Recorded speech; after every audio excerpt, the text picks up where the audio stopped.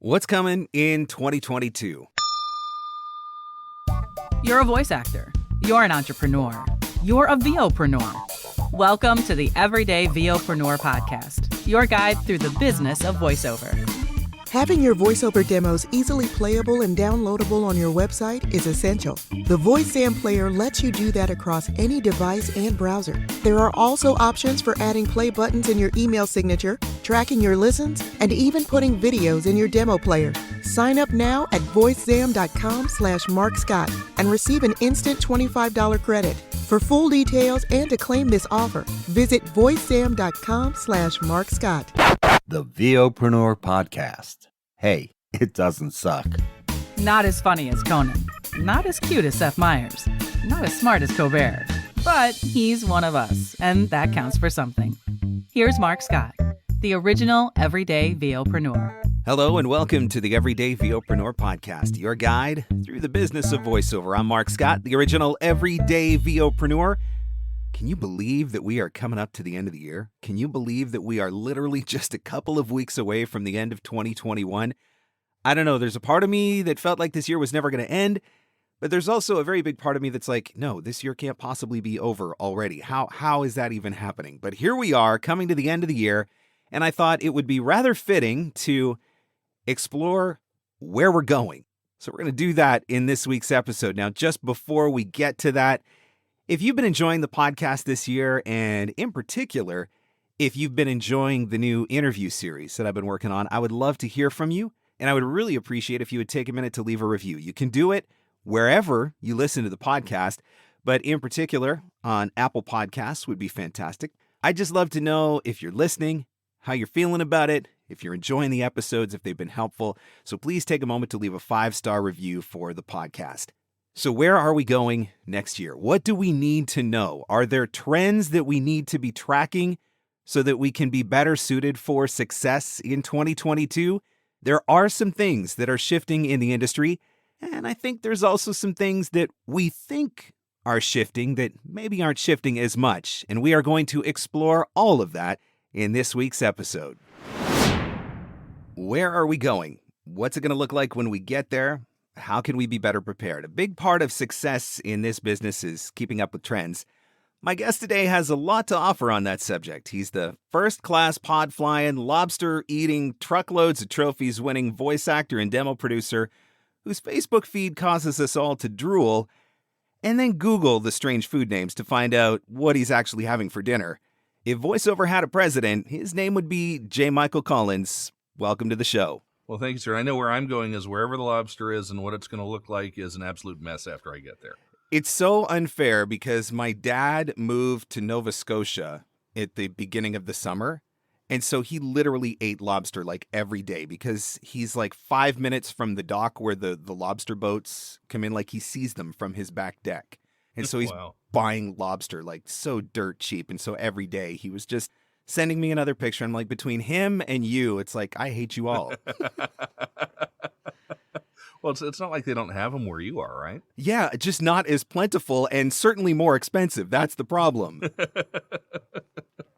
Indeed. So let's talk trends in 2022. Now, I know COVID caused disruption to more than just the supply chain. We witnessed it shift spend in different genres.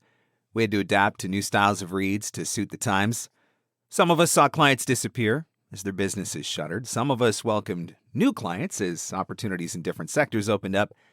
Do you think we get back to normal in 2022, whatever the heck that is now? And perhaps more importantly, do we never see another script again with the word unprecedented? We're right here by your side. I always tell people the running joke when we did those spots, if the client wasn't in the room, was, and your balloon payment will be due in 4 months.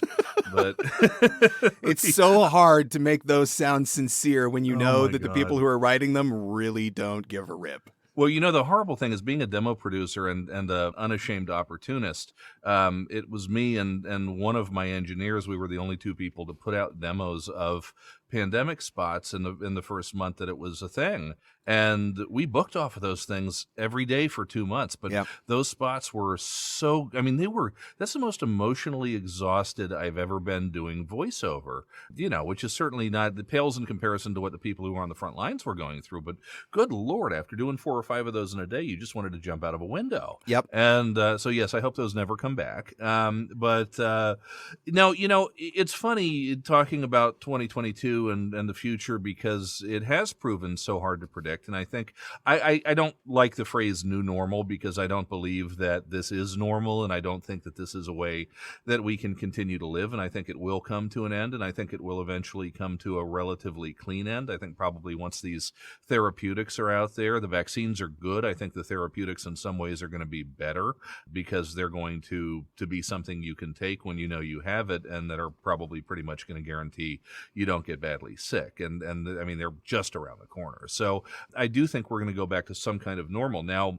in terms of what that means for voiceover and when, I think it's going to be interesting. I think a lot of us are surprised or were surprised that it didn't already happen, in the sense that I think this past spring, we were feeling like we were moving in that direction, and you were already starting to get what we were calling the reopening reads that were, kind of like the original pandemic reads, but they were more positive. And it was like, come back, the hotel's open, and we're about to go bankrupt. And it was trying to, Hilton had a spot going, the road is calling again, and they were trying to get everybody back out. And then Delta hit. And then Delta started to wane, and now we're in this thing again where it looks like it's kind of cranking back up a little bit, particularly in the colder parts of the U.S. and I would imagine at some point in Canada.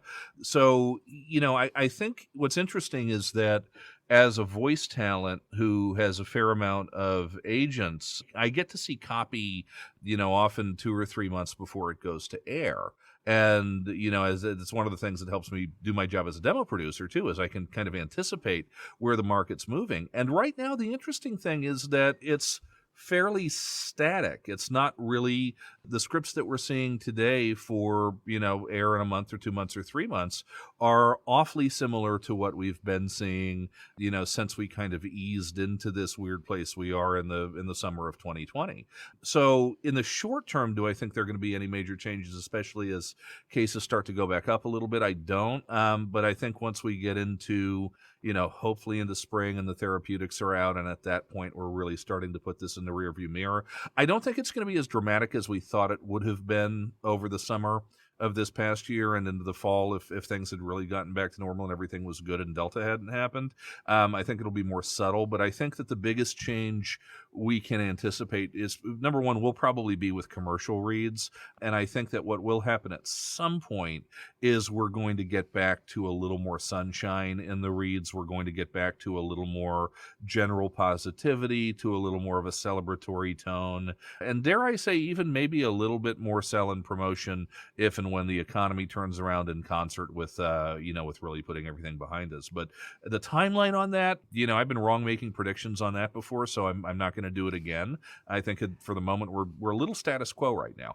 I think spring, the only reason why that resonated with me, I know in particular where I'm at in Ontario, Canada, our provincial government said their goal is to have all pandemic restrictions lifted by the end of March. Now, right. 3 weeks after they said that, cases were spiking massively here, and now they're talking about, whether or not there's going to be more restrictions introduced and all that sort of stuff. And so, it's hard to predict, but it seems like from a government standpoint, I know here and I'm sure in other places as well, a lot of people are looking forward to the spring, and I think a lot of people are certainly ready to put it behind us. And I am also very content to just bury unprecedented along with new normal, because that's another one of those words I don't ever want to hear again.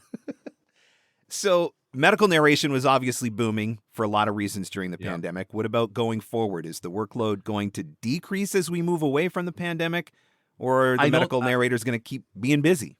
I don't think it's going to decrease, certainly not in the short term, and even not in the short medium term. And the reason for that is that there's going to be a lot of postmortem on this. And look, COVID's not going away. It's not going to disappear. It's going to, if we're lucky with the therapeutics, turn into something somewhat analogous to the flu in the sense that there's an over-the-counter or prescription remedy that you can take that's in pill form that will keep you from getting seriously ill, but it will probably still take its toll on the very vulnerable, and it's not going to just suddenly be gone. So with regard to the worst parts of the pandemic, there's going to be a lot of studying going on. There are going to be a lot of papers being written. There's going to be a lot of content, and there are probably going to be new drugs and new therapies that come out of everything that's learned. But COVID's still going to be, COVID's going to be there in 10 years. It's going to be there in 50 years. It's just going to be something hopefully a lot more benign. For medical narration, it has been an insane ride from, probably about April of 2020 to this point. It tripled and it stayed there.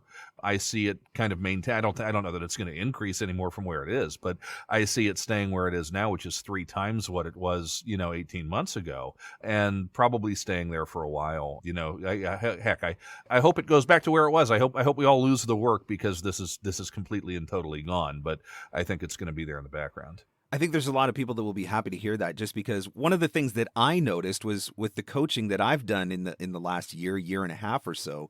One of the first questions that I always ask somebody when they come to me for coaching is, what demos do you have? So I can kind of figure out where we can market them. And pre-COVID, 1 in 50 voice actors had a medical narration demo. Right. And now in the last year and a half, it's like, I don't know, 1 in 3 have a right. medical demo, and they're ready to market that. So all those people who invested in those demos will be very happy to know that there's still going to be definitely some opportunities going forward. Now, we talked a little bit about commercial. I want to talk about 6-second commercials because I think that's something that has really grown in popularity. Now, I know it started primarily in the digital space. You see it on your YouTube pre-roll, all of that. But they're also becoming very much a regular thing, particularly in sports. I've noticed it, like on broadcast television. So is that a trend that's sticking around? And how does that impact commercial demo production for somebody who's thinking about getting a commercial demo done?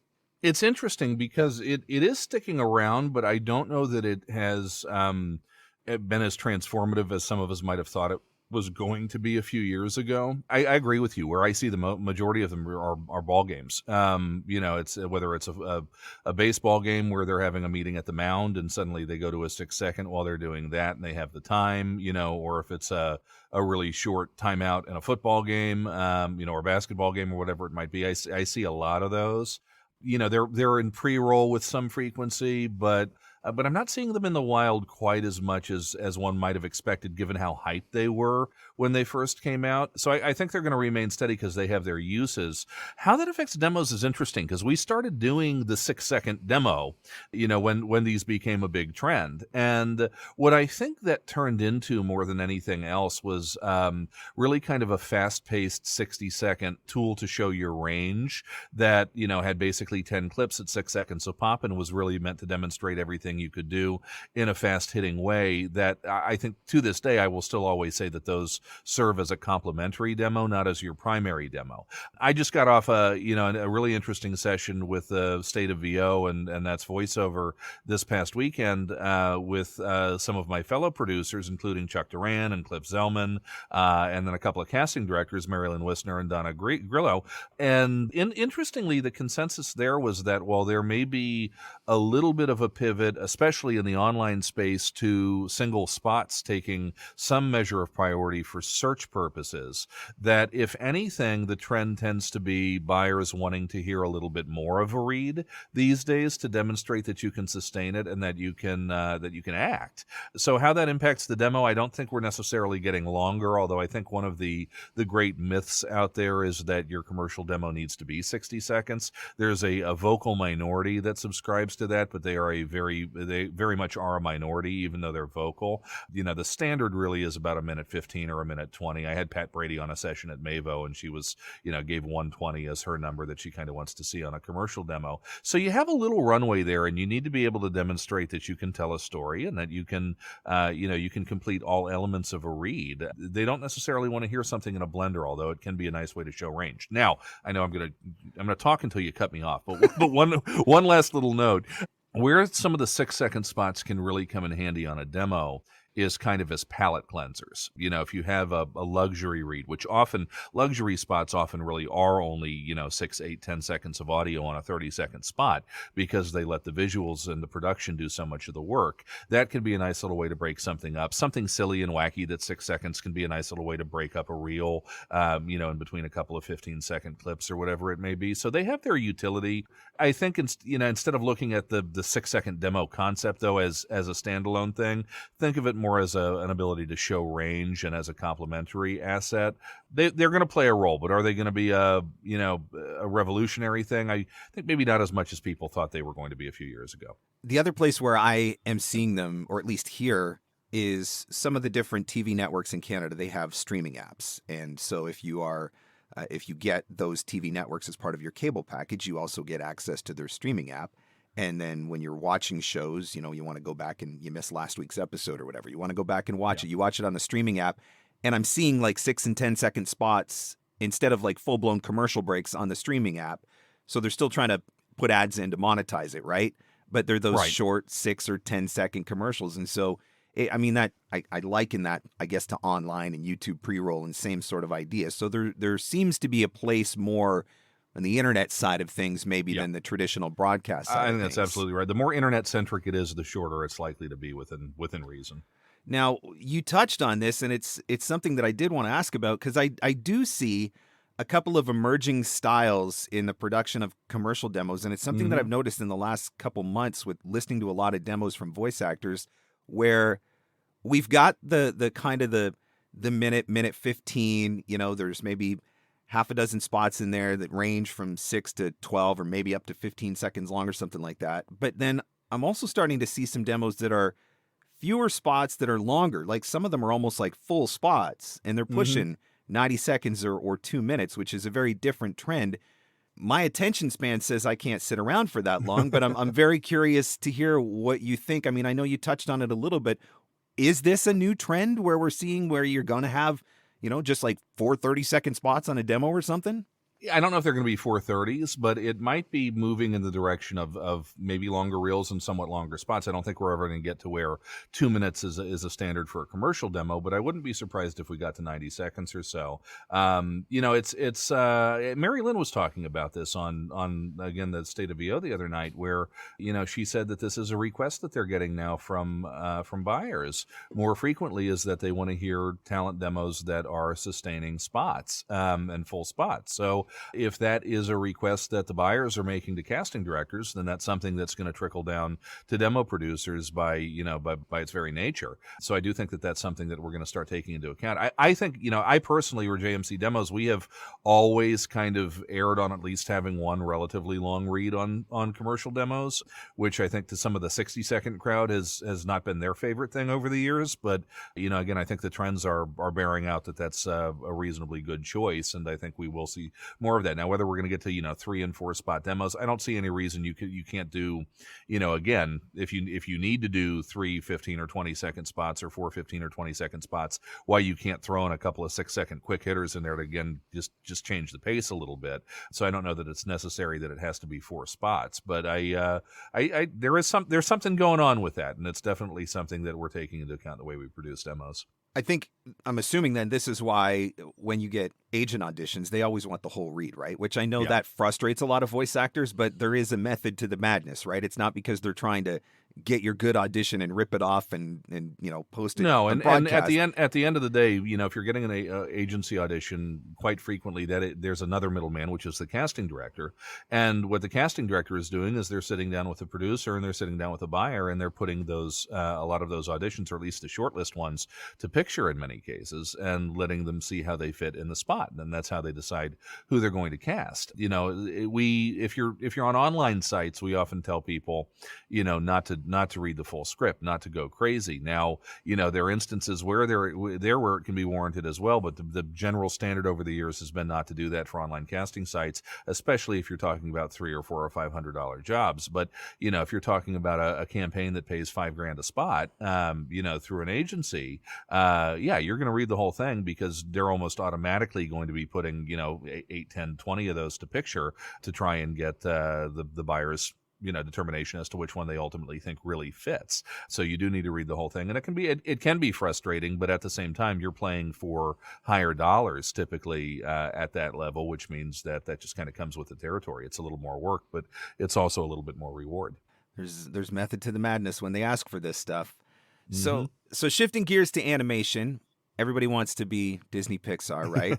I want to be a princess. Yes, but the thing that I find interesting is when voice actors come to me, one of the first things that they tell me, I want to do animation, and I've got so many voices in my head, like I've got all these characters, which is great. I've got some kids. We watch animated movies. I'm subscribed to Disney Plus.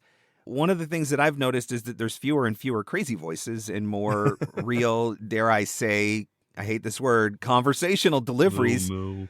So for the talent that's pursuing animation, what do they need to be thinking about as we head into 2022 and thinking about coaching and putting together a demo and maybe pursuing that space? What's the trend there? I have a lot of voices in my head, and that's never led to anything but a padded cell and a straitjacket. But I digress. You're absolutely right. The trend in it's even, I should say, it is even more pronounced in video games.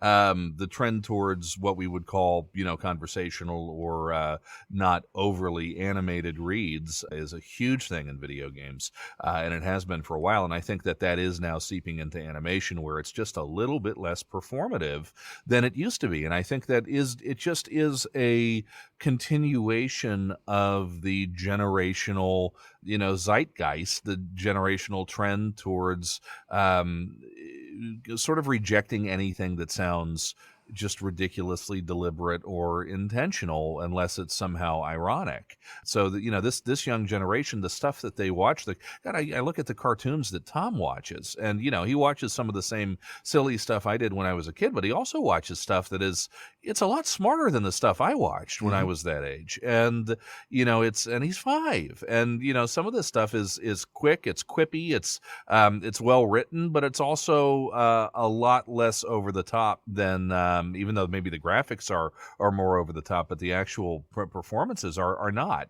And I think that just, again, goes to that generational thing of moving towards authenticity and being real. And it's what anybody really under 30 kind of expects to hear across the board in anything that's being targeted towards them. So naturally, the reads in animation and other genres are going to follow that trend. Animation, because it was so big and crazy for so long, I think is one of the ones that's later to the party on that, but it's catching up. So when we're putting together a demo, and I mean, obviously everybody should produce their demos with you, and then they win a trophy, right? But when they're working with a demo producer, it's a question worth asking. Yeah, right.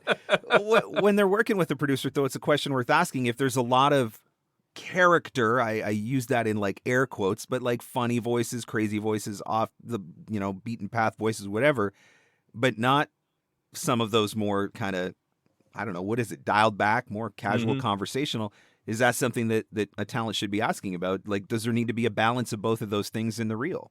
There does, and I think it's a little bit different with animation than video games. I think when we do video game reels, they have a real gritty, very much more conversational vibe in some ways. Animation reels are going to have a lot more acting than they used to. They're going to have a lot more dialogue than they used to, but they at the same time still will probably have one or two elements of over the top and play in there as well. We did Daniel Ross's reel, which was nominated for a Voice Arts Award, and a lot of that was compilation stuff, but it's a really good example of one that is able to kind of walk across all of those things and do conversational, do authentic, but also he's got some character. I mean, hell, he's got Donald Duck in there, which is, as silly and over the top as it gets, and then a couple of others that are pretty aggressive too. So I think animation will remain a little bit more of a mix, but the trend is there, and it's something that anybody who is producing demos, in that genre needs to be aware of. Speaking of Voice Arts Awards, I guess that makes a really great point. We're coming up on the Voice Arts Awards here pretty quick. I would think that paying attention to the demos in any of the categories that are winning Voice Arts Awards, I'm guessing that would probably give a little bit of an indication of what is trending right now in Yeah. any prospective genre, right? I would agree. And then at the the end of the day, the thing to think about with Voice Arts Awards, any award show for that matter, is that you're having these reels judged by the best of the best in the industry. And, we're talking about the top agents, the top casting directors, the top producers, the people who are, living and breathing this every single day. And these are the people who are doing the hiring. And these are the people who are assigning talent to agencies that may change their careers. So, yeah, it's absolutely worth paying attention to. I don't just say that because we do well. I mean, we have many of our colleagues like Chuck, like Ann Ganguzza, like Eric Romanowski. There are a lot of people in there who do well. But one of the things that you're going to come back to with demo production is that, and I mean, Mark, heck, you're a great resource for this because you've got a list out there of vetted demo producers, and which I know cost you a few headaches. But, oh my gosh! But at the end of the day, it's a great resource because the bottom line is that there really are about a dozen people you can go to in this industry and be secure in the fact that you're going to get good work, that you're going to get something that's relevant, that you're going to get something that is current, and that you're not going to get ripped off, and that if you're not happy, you're going to get your money back. All of us who produce demos, we get so many stories of people coming to us, having blown ridiculous sums of money with demo mills and with, people who maybe are just producing in genres that they shouldn't be because they don't play there. Look, I'm talking about how we do animation and video game reels. Guess what? If you're doing an animation and a video game reel with JMC Demos, you're never going to talk to me other than via email. We might do a consultation, but you're going to be working with Matt Curtis and Chris Sharps, who are fantastic in that genre. Matt's our director. Matt's our engineer. Chris is our script writer. These are guys who play there every day. They have more credits, that in one fingernail than I have in my whole body in those genres, and that's why you're going to work with them. I wouldn't presume to have my hands on that other than in a supervisory capacity, and we don't do audiobook demos at all because I don't know a damn thing about audiobooks. Yeah. So if you're working with somebody who is trying to produce for you in a genre where they don't either, work on a regular basis or cast on a regular basis, well, why are they doing demos in that genre? Be careful, folks. Yeah, that's honestly, that's one of the reasons why I started allowing voice actors to book 15-minute consults with me through my website, was just because I got so tired of hearing so many stories of so many people who got taken advantage of by demo mills or bad producers because they didn't know any better. But, once you've already dropped a couple $1,000, it's almost too late at that point. So I was like, okay, I'm going to give people the opportunity to ask me first, and then I can point them to you or to Ann or to whoever so that we know that they're getting something good. But don't ever make a list of vetted anything because it's just, that's a can of worms. I did it twice, and that's something you do not want to open up. I was just honored to be on it. Thank you very much. So, speaking of opening up a can of worms, does the political cycle ever end in the United States? It used to. And then something orange came along.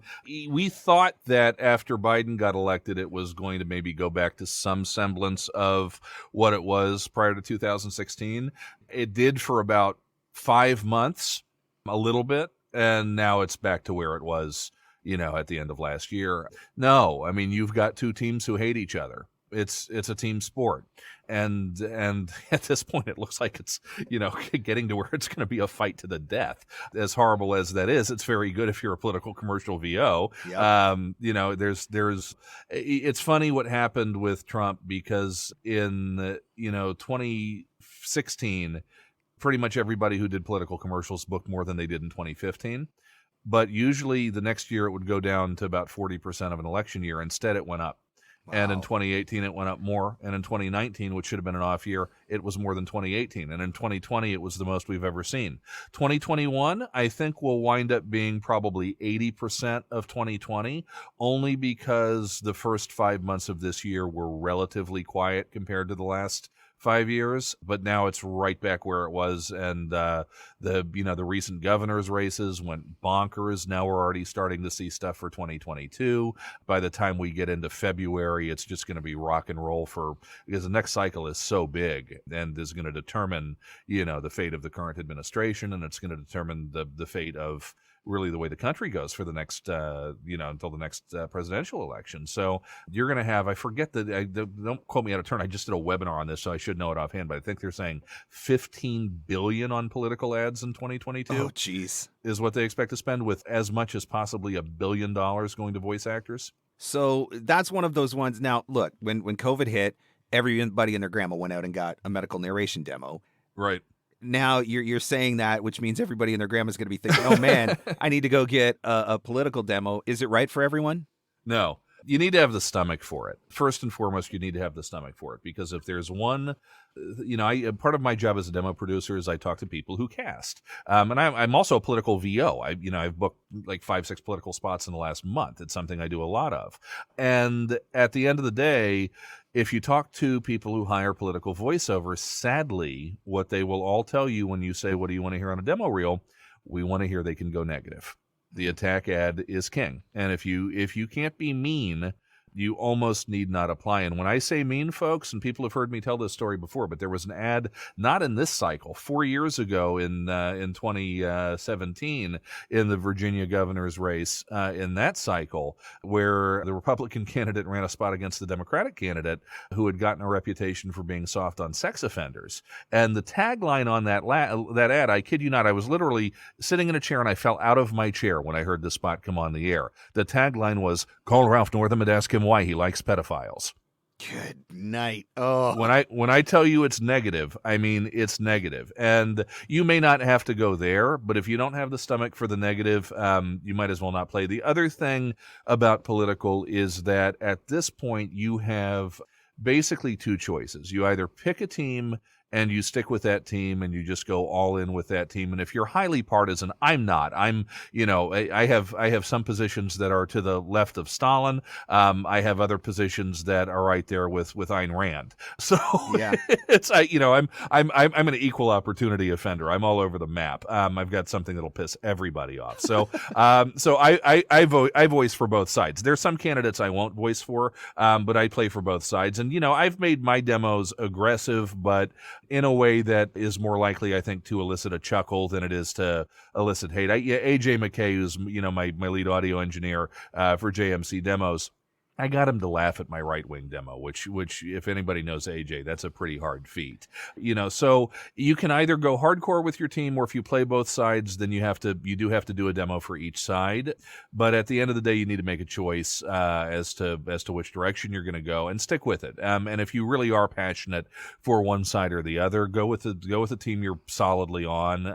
I just think they're all criminals, and I'm happy to take their money because at the end of the day, I can donate it to the things I think are appropriate or to the National Lobster Fund, which lives in my belly. There you go. I mean, look, it's one of those things where there's opportunity. There is money to be made there. I don't know that I have the stomach for it because, like you said, you're a nice guy, Mark. You shouldn't do it. Well, and it's all negative. Like, there's not even any, Canada's just as bad now. It's just as much of a cluster fart up here. And it's like, and it never Except ends. you say cluster fart. Yeah. It never ends here. So same thing. But yeah, you're right. You do. It does take a special kind of talent to be able to handle that. You have to be like me and have no soul. There you go.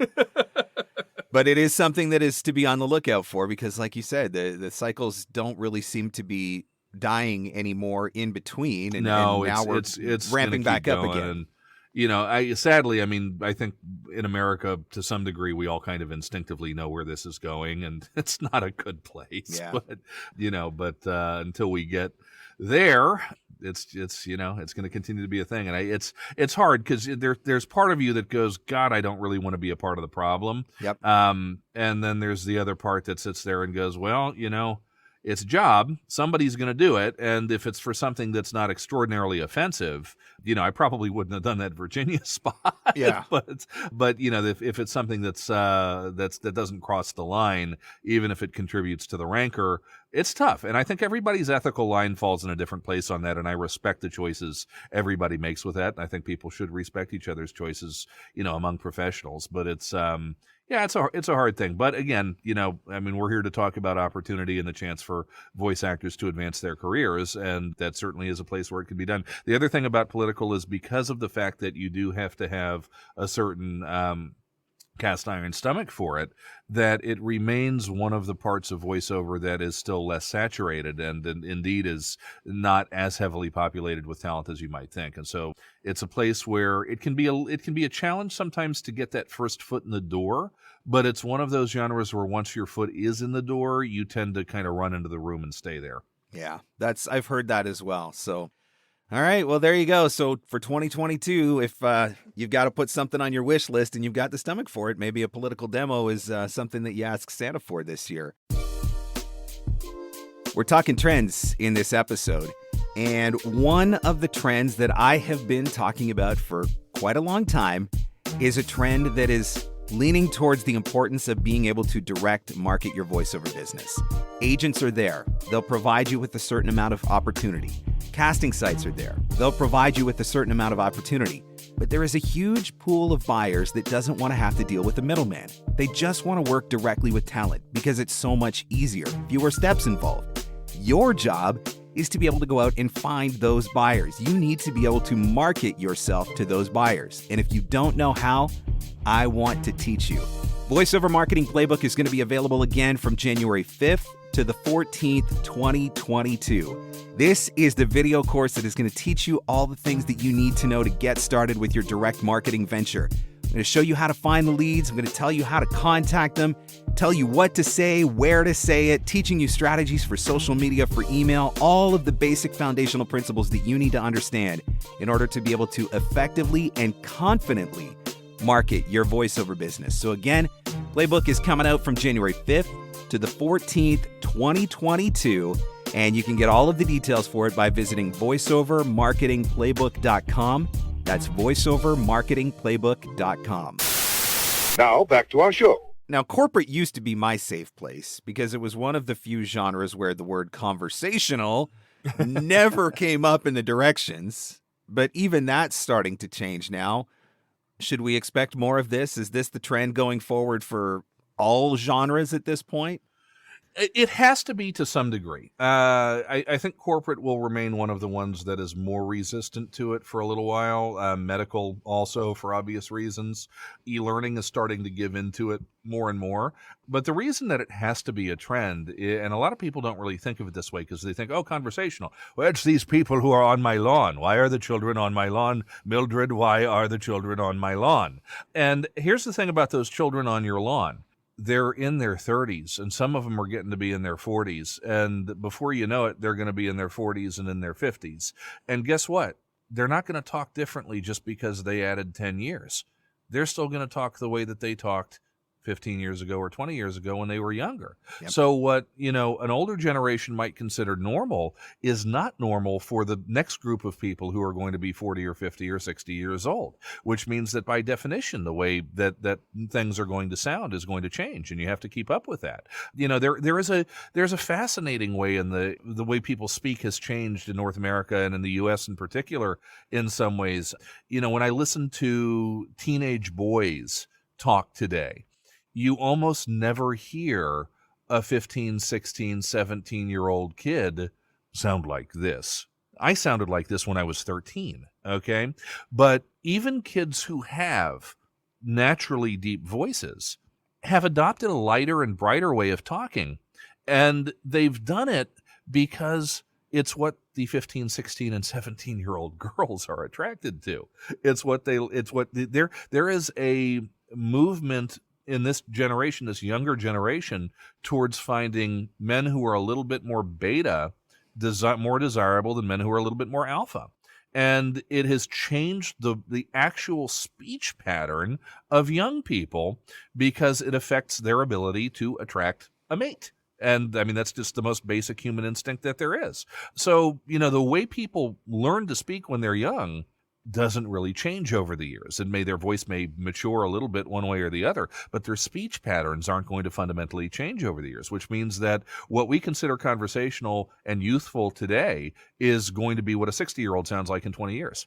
So there's going to come a point where we're no longer going to see people asking for Sam Elliott and James Earl Jones then. No. And even the James Earl Jones is a good example. I mean, because it's kind of in that movie trailer spectrum. If you go to movies now, it's like 1 out of every 5 that has a trailer on it anymore. Yep. And I'm sorry, I should say that has voiceover on the trailer anymore. And the reason for that is that focus groups of young people have told the studios that they don't want to hear "in a world" because it's too alpha, it's too authoritarian, and it doesn't resonate with them unless it's John Bailey doing it ironically for Honest Trailers, right? If that's still, I don't know if that's still a thing, but that was a really cool thing John used to do.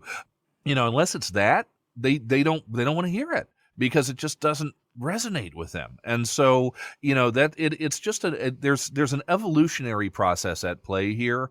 And, what that means on a macro level or a sociological or psychological level, I'll leave to people with higher degrees than I have. But for voiceover, what it means is that if you want to get booked, you got to sound like, the median voice to some degree.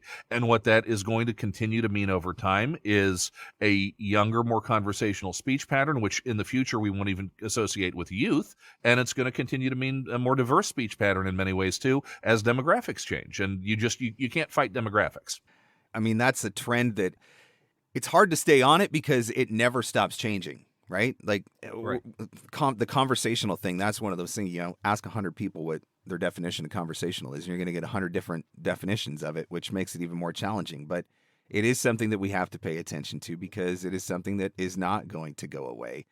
So moving from, this is one extreme right to the next. Let's go from the conversationals to the robots. AI is... What are you talking about, Mark? Yes. AI is a topic that is getting discussed more and more. It's something that we can't ignore. It is something that is not going away. I have said myself, I've talked about it in the podcast, that I'm embracing it as another potential income stream. So any thoughts on how AI is going to impact the market in the coming year? Sure. I think AI stands for almost important. Not quite fully important yet, but almost important. Well, I'll even go one step further, which is to say, I don't think it's a nothing burger, but I don't think it's a whole lot of burger either. I don't think it's a super something burger either. And here's why, which isn't to say it's not going to be a thing. Of course it's going to be a thing. I saw this thing from Disney the other day, and I forget exactly what the context was, but it's now this thing where I think it was a voice actor who posted this, where you can go on and they've got this AI that'll produce C-3PO's voice or Luke Skywalker's voice or whatever it is, and you can get it to do messages or greetings or something like that. And it's like, and apparently it's pretty good. That it's going to be a thing, but here's why it is not going to be as big of a deal for voice actors as you think. First off, is it going to change the marketplace? In many ways it will. Where it's going to change the marketplace in particular is the lower end of the marketplace, maybe to some degree the lower middle end of the marketplace. If you are doing e-learning for companies in India on Fiverr for 2 cents a word, you better change your business model in the next 3 to 5 years, because that's going to disappear. All of that is going to go to AI. Okay. If you're doing YouTube narration for $20 a video, you better change your business model, because all of that is going to go to AI. What is going to potentially impact, what we consider to be real serious working pros who are working at professional rates? I think that we're going to see tags, particularly things like phone numbers, maybe start to go to AI to some degree. I have not everybody loves this series of spots because they come on constantly, but it's for a sleep product in the States called Relaxium that I do the VO for. And one of the things when I do those is that they're essentially testing the ads out in a gazillion different markets at any given time. And so for each core spot, they're like 125 phone numbers to record. And I get paid for each of those phone numbers on a per spot basis, which is pretty cool because that winds up adding up to a reasonable amount of money. But at the end of the day, that is the phone numbers. I think eventually that'll be AI. I don't think they're going to keep paying me for each 7-digit, or I guess these days it's a 10-digit phone number that I'm reading. I don't think they're going to keep paying me for that. I think that's going to go to AI. Do I think it will bleed in a little bit to e-learning that might be in the 8, 10, 12, 15 cents a word range? Sure, but I don't think it's going to take that over. Do I think it might bleed into some of the corporate work that's $100, $200, $300, $400? It might. It might take 10% of it, 15% of it, but I don't think it's going to proliferate as much as people think, because at the end of the day, AI can only be as good as we are. It can never be better than we are. And the thing about AI voices is that, I ventured into the behind the scenes of one of these, and I'm not sure if my NDA on that still applies, so I don't want to talk too much out of turn. But what I will say is this, which is that I think people underestimate the level of difficulty and complexity that is involved in using one of these services in a way that is going to come up with anything that is remotely good enough to use on a high-end professional project. There are so many permutations, so many different data points that you have to enter to make it sound this way, to accent this word, to do this sentence this way, to highlight that the vast majority of people who currently hire human voices, even if they try this kind of a service, they're going to get behind the software and look at the work that they now have to do. And a lot of them are going to go, well, why don't we just hire somebody who knows how to do this? Yeah. Why don't we just hire a voice, a human, right? If I were doing AAA video games and stuff like that, I might worry a little bit more, because my concern there is that the people who create that kind of content are people for whom an AI VO interface is maybe going to seem like less work than dealing with a person.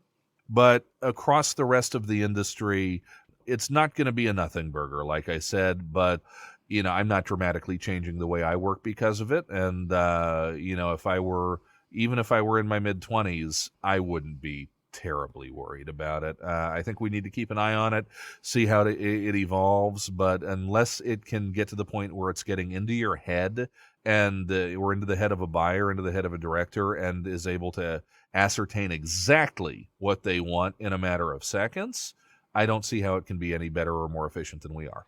I know, like, I'm working on a voice, and this voice is, and again, I don't know how much I should say based on it either, but I think we're 5 years away at least before I'm going to start thinking, okay, this could start potentially taking over some of my work. Right. And it's exactly what you were talking about. If voice actors think that this is just a plug and play thing, I mean, are there plug and play applications of it? I suppose, but yeah, but they're do terrible. They sound great? No, they don't. Where I was looking at it was, I am never going to do an audiobook because I don't have the time. I don't have the attention span. I don't have the commitment. I'm not that guy. But if I could create an AI version of Mark that was good enough to do audiobooks for certain types of narration or whatever, then that opens me up to being able to do something that I was never going to do on my own. Right. Then I'm open to the possibility of something like that. But again, there's still a lot of work that has to be done behind the scenes to make it happen. And I think that's a big part of it. I think because the conversation is starting to become more prominent, I think that people are starting to panic a little bit more. And and I don't think we're at panic yet. I don't think we're ever going to get to panic. I don't think, look, if we get to the point where AI voices are doing our jobs, AI is going to be doing so much other stuff out there that we're all going to be on universal basic income anyway. We're just not there yet, and I don't think we're going to get there in the lifespan of most of us who are, or at least in the career span of most of us. It will be a thing. It will be present. The other reason I don't think it's going to be something that voice actors should necessarily concern themselves with, though, is, even what you're talking about, the kind of model that you're potentially making, having kind of sat in on the conversation on the inside of an organization that was trying to do this stuff, the amount of money that's going to be coming to voice actors from those models, I just don't see, with the numbers that they're going to charge clients, and all of these, the companies who are developing this content are kind of in the same ballpark in terms of what they're going to be trying to charge clients. They're going to be competing on price.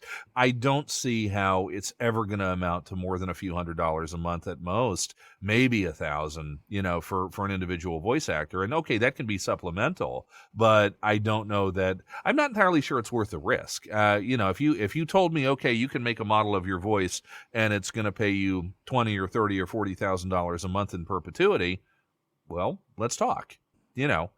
As long as it doesn't encroach into too much of my other work, and it's that would be a conversation I'd be interested in having. But I don't just looking at the numbers, the pennies on the dollar they're going to charge for this stuff, I just don't see it getting there. It's interesting. I've been doing a lot of studying on AI just in general, reading some books, listening to podcasts and stuff like that. And I listened to one particular interview with somebody who was working in the AI division at Google, who said that by 2029, AI will be smarter than humans. Like, at the current learning rate for machine learning, by 2029, it'll be smarter than humans. And it was actually funny. The one thing that they said, if you're a lawyer, you should be concerned, because that's one of the first careers that could be replaced by AI, because it's literally just programming them with the law books, right? Reading law books and learning how to discern that information. And so there's so many different areas where this is going to come into play that I think are going to be affected before it affects voice actors. But it's that conversation that too many people don't know enough. And that's why I think it's important to talk about, because I think that people are getting themselves really freaked out over nothing. And I mean, maybe not nothing. I love this industry. I love this industry, but it's like every 5 years, something else comes out that everybody works themselves up into a lather over.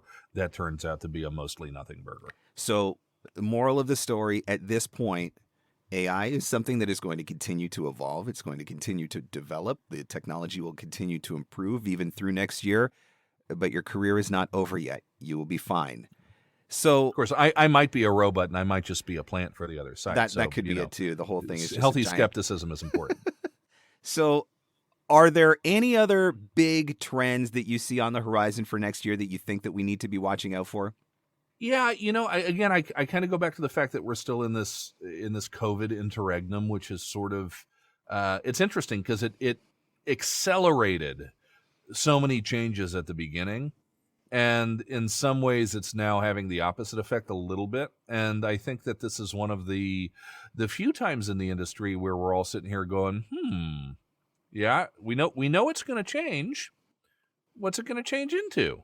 And, if I have to put my finger on something, I think that eventually what's going to cycle back is this has been, I mean, look at everything that's happened, not just with COVID, but everything that's happened in the past, 2021, in the past 5 or 6 years.